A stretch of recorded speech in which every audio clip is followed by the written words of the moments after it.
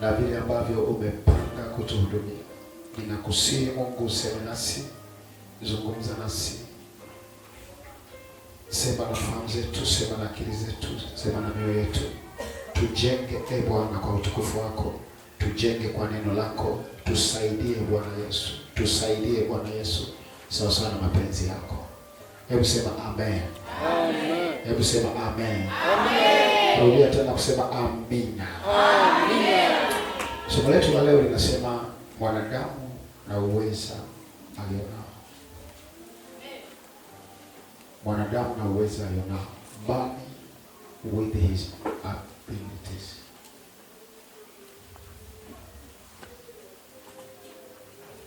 Mwanadamu na uweza alionao. Mwanadamu. Yaani hapo maana yake wewe. Kwenye mabano ningekuwa nikisema mimi na uwezo wangu. Mwanadamu na uweza alionao. Mwanadamu ameumbwa tofauti na viumbe vingine. Sema amen. Amen. Mwanadamu ameumbwa tofauti na viumbe vingine vyote. Mtu sio hili jumba kama nilivyowahi kukwambia. Kwamba mtu sio hili jumba. Nilisema hivyo kwa kila mtu ambaye umefika mahali hapa upokee huu ujumbe kwamba wewe sio huyo unayejiona. Wewe sio huyo. Mtu sio mwili. Hapana. Mtu sio mwili. Mwanzo sura ya 2 mstari wa 7 tulisoma na tunaweza kusoma tena. Mwanzo sura ya 2 mstari wa 7 kuna kitu kinaitwa pumzi ya uhai. Hebu sema pumzi ya uhai. Pumzi ya uhai. Sema tena pumzi ya uhai. Pumzi ya uhai. Mwanzo sura ya 2 mstari wa 7 unasema hivi, Bwana Mungu akamfanya mtu kwa mavumbi ya ardhi. Pamoja na mbwembwe zote, mwanadamu amefanywa kwa mavumbi ya nini? Mavumbi ya nini? Hebu sema nilitoka mavumbi. Sema kwa upendo kabisa, mimi ni vumbi fulani. Unaweza ukaongeza kusema hivi ni tope. Na unaweza ukamwangalia jirani yako kumwambia dongo upo. Unaona dongo jenzako pembeni yako hilo ni dongo. Ni udongo kabisa. Hata kama hajacheka lakini nini? Ni udongo. Bwana Mungu akamfanya mtu kwa mavumbi ya ardhi. Haikomei hapo, inasema akampulizia puani pumzi ya uhai. Mtu akawa nafsi hai. Hebu sema nikawa nafsi hai. Nikawa nafsi hai. Kwa muujiza mkubwa wa mwanadamu hauko kwenye unavyoonekana. Iko kwenye kale kapumzi tu kama. Ambako ndiko kamekupa kuwa nafsi hai. Sema amen. Amen. Shetani akitaka kufanya vita, anafanya vita na hili jumba. Umenielewa? Shetani wana uwezo wa kwenda kwenye moyo wa mtu. Ukimpa nafasi. Ukikubali wewe. Bwana Yesu asifiwe. Amen.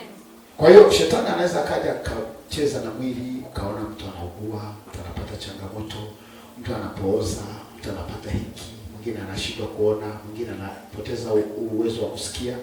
Ni kwa sababu shetani anaweza kugusa mwili wa mwanadamu. Na ni kwa sababu pia mwili wa mwanadamu ni mavumbi. Just imagine, fikiria vumbi. Kwa hiyo usiringe sana vumbi. Vumbi kabisa. Tope lililobumbwa likiwa barabarani. Mwambie jirani yako acha kuringa. Mwambie tena acha maringo. Sasa furaha moja ninayoipenda siku ya leo na nataka uondoke nayo ni kwamba Mungu hakutaka unyanyuke ukiwa vumbi. Maandiko anasema akampulizia puani pumzi ya uhai, mwanadamu akawa, hebu sema akawa nafsi hai. Mwanadamu akawa nafsi hai. Bwana Yesu asifiwe. Amen. Asifiwe Yesu. Amen. Sasa ile pumzi ya uhai ambayo iliweza kunyanyua dongo, hii sio pumzi ya kawaida. Haleluya. Amen. Dongo likanyanyuka. Ni sawa na tofali linyanyuke liwe mtu. Hii pumzi sio pumzi ya kawaida. Mwambie jirani yako usifikiri hiyo ni pumzi ya kawaida. Na nikufundishe kitu, unapoongea na mtu mguse, unakuwa unamshtua. Wengine bila kuguswa hawa. Mwambie wewe ni mtu lakini mwenye pumzi ya uhai. Umeshawahi kusikia mtu akiwa amefariki? Hata kama ikitokea umekuta mtu aliyefariki mahali, huwa hauji unasema nimeona mtu. Unasema nimeona nini? Mwili wa nani? Wa marehemu. Kuna kitu cha maana kilitoka, kilichokuwa kinafanya awe mtu kimeshafanyaje? Kumbuka somo la leo ni mwanadamu na uweza alio nao, man with his abilities. Bwana Yesu asifiwe. Amen. Kinachofanya uweze kusema amen na kuniangalia na kufanya ni pumzi ya nini? Ikiondolewa ni mwili wa marehemu. Alafu anasema mwili wa marehemu utawasili hapa. Sio utawasili, utawasilishwa. Kwa sababu hauwezi kuwasili mwili wa marehemu. Utawasilishwa hapa saa 7 mchana. Na unaona unaletwa. Hawezi kujitetea, hawezi kujieleza, hata ungechukua kisu ukafanyaje? Ukiona unaweza kusema, kupanga, kufanya chochote, ni pumzi ya uhai wa Mungu. Hii pumzi ya uhai wa Mungu sio sawa. Unaweza ukasema, si hewa tu. Sio hewa. Sio hewa. Sio oxygen. Ile ambayo mwanadamu anavuta. Mwanadamu kisayansi anavuta hewa gani jamani? Ya oxygen. Na anatoa hewa gani? Ya carbon dioxide. Si ni sawa? Tumesoma darasa la ngapi? Wengine la 4, wengine la ngapi? Wengine hata walienda shuleni wanajua. Baada ya kuwa wamekamilishwa. Hebu sema baada ya kuwa wamekamilishwa. Lakini mwanadamu hana pumzi. Mnyama hana pumzi ya uhai. Ile ya Mungu hana. Ana pumzi ya jumla ya viumbe kuishi, ambayo wewe unayo, nyangumi anayo, ndege wanayo, kila kitu ambacho alikiumba Mungu aliruhusu kiwe na pumzi ya kuishi ya kawaida. Sema amen. Amen. Lakini ile pumzi iliyomnyanyua mtu ni ya ajabu kuliko kawaida. Nasema ni ya ajabu kuliko kawaida. Amen. Kumbuka somo letu ni mwanadamu na uwezo alio nao. Usije ukasahau. Hilo ndio somo letu la leo. Kwa hiyo ukiona mwili umetoka kwenye mavumbi. Lakini kuna pumzi ya uhai imetoka kwa nani? Kwa Mungu. Halafu tukapata nafsi hai. Kwa nafsi hai ni muunganiko wa mwili na pumzi. Hiyo ni sentensi nzuri kabisa ya kuandika. Nafsi iliyo hai. Ukiona mtu anatembea, anapita, anaweza akafanya hivi, akarizon, akawaza, akaamua, akafanyaje? Kile kinachofanya ni nafsi hai. Hebu sema nafsi hai. Ambao ni muunganiko wa mavumbi pamoja na pumzi ya nani? Pumzi ya nani? Pumzi ya nani? Mstari wa 14. Nitakushukuru kwa kuwa nimeumbwa kwa jinsi ya nini? Ya ajabu. Ya kufanyaje? Zaburi ya 139 mstari wa 14. Kwa nini upate mahitaji yako? Kwa nini uwe mtu mkuu? Kwa nini uwe bora?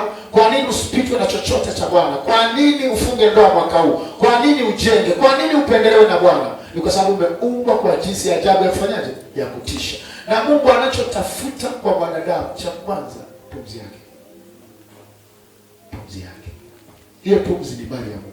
Naweza nikaishi kwa pumzi ya nani? Ya Mungu aliye hai. Kwa sababu ndio uhai wangu mimi. Ndio uzima wangu mimi. Halo? Bwana Yesu asifiwe sana.